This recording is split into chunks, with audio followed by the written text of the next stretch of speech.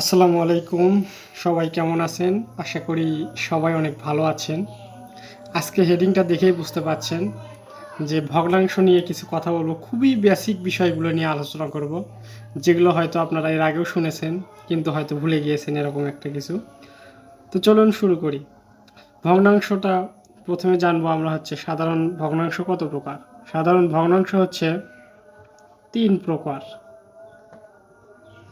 তিন প্রকার। সে তিন প্রকারগুলো কি কি? একটা হচ্ছে প্রকৃত, আর একটা হচ্ছে অপ্রকৃত, অপ্রকৃত এবং আরেকটা হচ্ছে কি মিশ্র, মিশ্র ভগ্নাংশ। হ্যাঁ,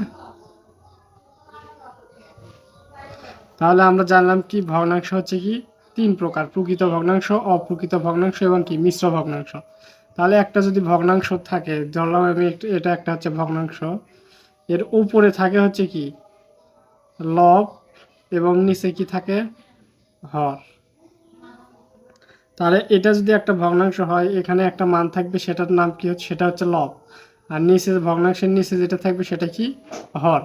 তাহলে আমি যদি একটা ভগ্নাংশ লিখি, উপরে 3, নিচে হচ্ছে কত 5, তাহলে এটা কি, এটা হচ্ছে লব আর এটা কি হর।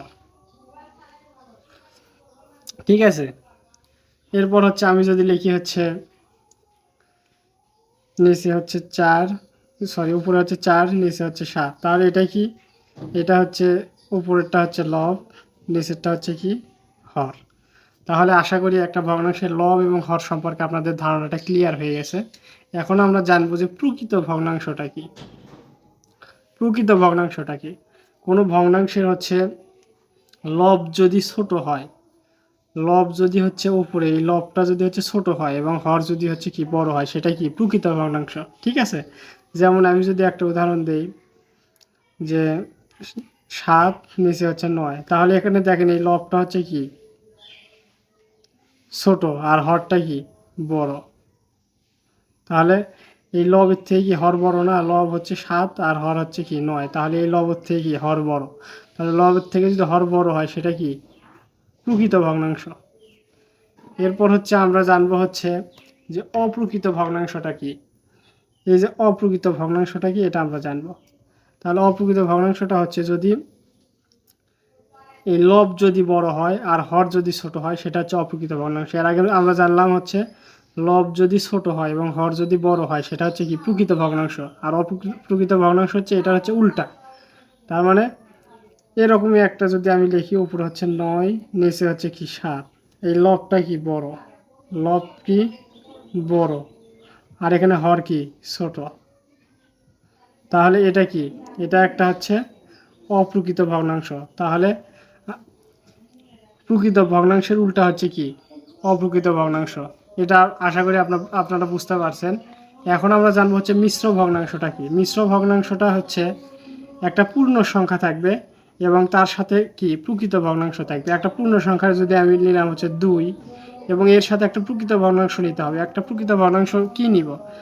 প্রকৃত ভগ্নাংশ আমরা কি জানলাম যে হচ্ছে লব হচ্ছে ছোট, হর হচ্ছে বড়। তাহলে যে কোনো একটা যদি আমরা লব নেই যে 5 আর হর নিলাম হচ্ছে 7, তাহলে এটা একটা হচ্ছে কি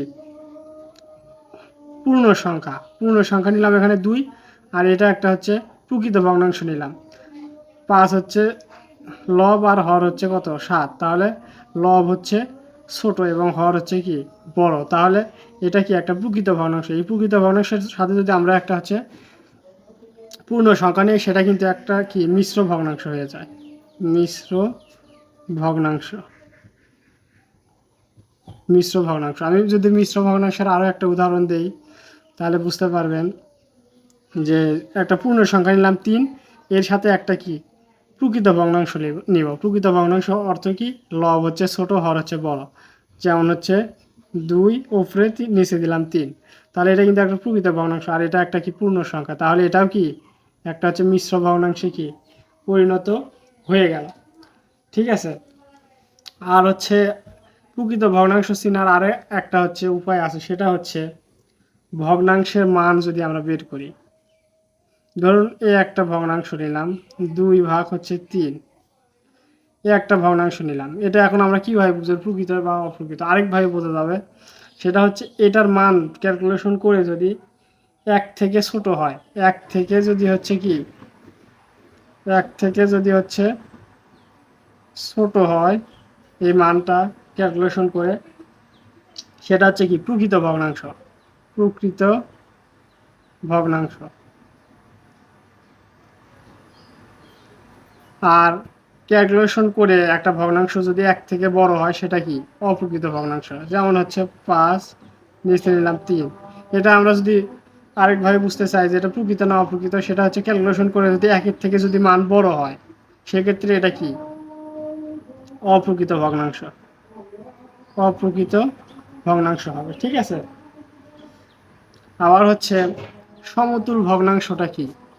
সমতুল ভগ্নাংশটা হচ্ছে কোনো ভগ্নাংশের লব ও হরকে শূন্য শূন্য ছাড়া একই সংখ্যা দিয়ে গুণ বা ভাগ করলে প্রদত্ত ভগ্নাংশের কি সমতুল ভগ্নাংশ পাওয়া যায়। আমি উদাহরণ দিয়ে দেখাচ্ছি। আমি উপরের ভগ্নাংশটাকে যদি হচ্ছে এখানে টেনে নিয়ে আসি, 2 ভাগ, এখানে কি 2 উপরে লব, নিচে হচ্ছে 3, তাহলে এটা যদি আমরা সমতুল ভগ্নাংশ, অর্থাৎ এই ভগ্নাংশের সমান যদি আরেকটা ভগ্নাংশ নিতে চাই, তাহলে কি করব?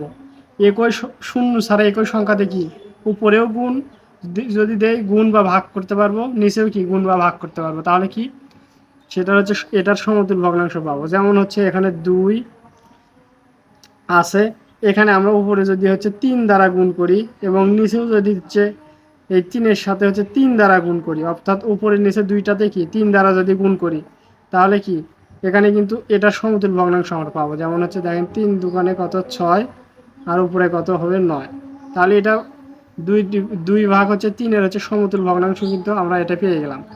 তারপরে যদি আমরা এই এই ভগ্নাংশ আসছে, এটার সাথে এটার যদি আরও সমতুল ভগ্নাংশ বের করতে চাই, 2-এর সাথে হচ্ছে 5 গুণ দিলাম, এখানেও কি 3-এর সাথে হচ্ছে 5 গুণ দিলাম, অর্থাৎ হরের লবের সাথেও যেটা গুণ করছি, হরের সাথেও কি সেটা গুণ করছি। তাহলে কি এটা কি একটা সমতুল ভগ্নাংশ 2/3। তাহলে 5 দুগুণে 10, আর হচ্ছে 3×5 কত 15। তাহলে এইভাবে যদি একই সংখ্যা দ্বারা আমরা ভাগও করি কোনো ভগ্নাংশের লব এবং হরকে, তাহলে কিন্তু তার হচ্ছে কি সমতুল ভগ্নাংশ কিন্তু আমরা পেয়ে যাব, ঠিক আছে। আর এরপর হচ্ছে মিশ্র ভগ্নাংশকে যদি আমরা হচ্ছে অপ্রকৃত ভগ্নাংশে পরিণত করতে চাই, তাহলে কি করতে হবে? এটা হচ্ছে আমরা দেখলাম যে একটা মিশ্র ভগ্নাংশ, এটা থেকে যদি আমরা হচ্ছে অপ্রকৃত ভগ্নাংশে নিয়ে যেতে চাই, তাহলে হচ্ছে এই পূর্ণ সংখ্যা হচ্ছে গুণ হবে হরের সাথে, এই হরের সাথে কি গুণ হবে, এরপর হচ্ছে এই লব কি এর সাথে যোগ হয়ে যাবে, তার নিচে কি হরই থাকবে, ঠিক আছে। তাহলে এটা আমরা যদি গুণ করি, 3×3 কত 9, 9 আর হচ্ছে 2 কত হয় 11, 11/3। এটা কিন্তু অপ্রকৃত ভগ্নাংশ কিন্তু আমাদের চলে আসলো। আর এই অপ্রকৃত ভগ্নাংশ যে চলে আসলো, এখান থেকে কিন্তু আমরা কি মিশ্র ভগ্নাংশ আনতে পারি। কিভাবে আনতে পারি? 3 দিয়ে হচ্ছে 11কে ভাগ করব, করার পর হচ্ছে 3 11-এর ভিতর কয়বার যাচ্ছে? 3 বার যাচ্ছে। 3×3 কত 9, তাহলে থাকবে কত এখানে 2। এই 3 কি 2 এর ভিতরে আর যায় না। তাহলে এখান থেকে আমাদের যে ভাগফলটা আসবে, এটা হচ্ছে পূর্ণ সংখ্যা হিসেবে লিখব, এবং এই যে ভাগশেষটা যে থাকবে, এটা হচ্ছে উপরে লিখব লব, আর হচ্ছে এই যে ভাজক যে থাকবে, এটাকে আমরা কি লিখব? নিচে হচ্ছে হরের সাথে লিখব। তাহলে এটা কিন্তু হচ্ছে মিশ্র ভগ্নাংশে পরিণত হয়ে গেল। এই যে আগেরটাই চলে আসলো, এর আগে যেটা আমি বুঝাইলাম, ঠিক আছে। আশা করি ভগ্নাংশ ভগ্নাংশের যে বেসিক যে বিষয়গুলো ছিল, এগুলো আপনাদের ক্লিয়ার হয়ে গিয়েছে, যে ভগ্নাংশ কত প্রকার, কি কি, এবং এদের সংজ্ঞা, উদাহরণ সহ কীভাবে অপ্রকৃত ভগ্নাংশে মিশ্র ভগ্নাংশে রূপান্তরিত করতে হয়, একটা ভগ্নাংশের হচ্ছে সমতুল ভগ্নাংশ আমরা কীভাবে বের করব, সেগুলো দেখলাম। তো এরপরে যদি কোথাও বুঝতে সমস্যা হয়, অবশ্যই কমেন্ট বক্সে জানাবেন, আমি আবারও বোঝানোর ট্রাই করবো ইনশাল্লাহ। সবাই ভালো থাকবেন, সুস্থ থাকবেন। আজ এখানেই শেষ করছি। আসসালামু আলাইকুম।